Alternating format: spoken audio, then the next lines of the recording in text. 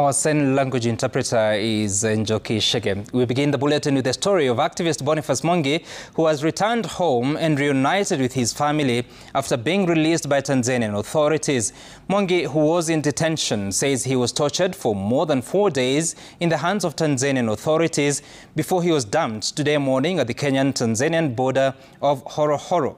And as Emmanuel Tona reports, Mwangi's release nearly opened a diplomatic tiff between Kenya and Tanzania, as the Ministry of Foreign Affairs called out Tanzania for flouting both the Vienna Convention and the East African Accord on the right of a state to access its citizen.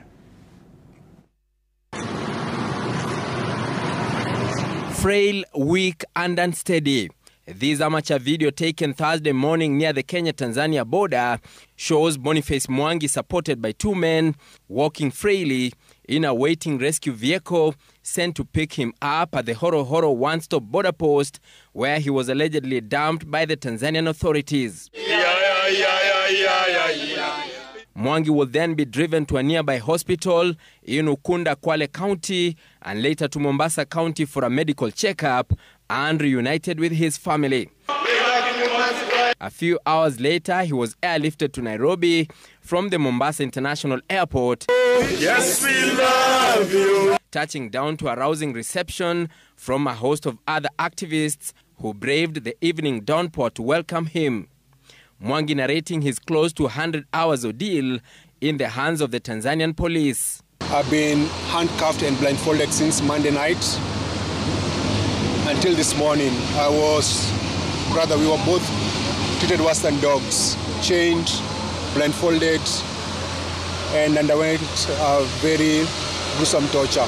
The activist explaining how he was picked up in his hotel in Dar es Salaam by Tanzanian authorities hours after he had refused to open the door after unknown individuals knocked at his hotel room. It was dropped about 5 a.m.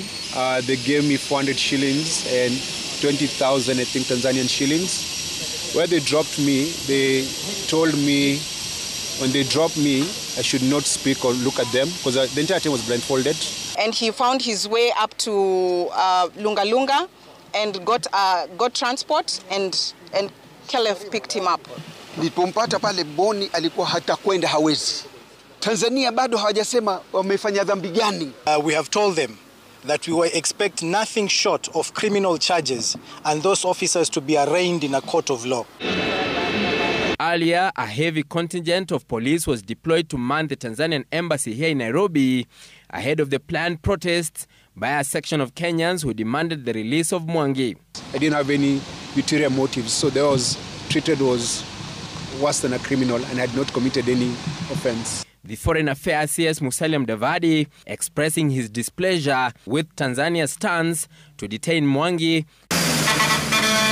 against the Vienna Convention on Consular Relations 1963 and the East African Community Accord. The deportation of Boniface Mwangi from Tanzania now takes the tally of Kenyans deported from the country to 7 in just about 7 days, with the Tanzanian government maintaining it will not allow activism to set foot in the country. Emmanuel Tona, Citizen TV from the Tanzanian High Commission, Nairobi. And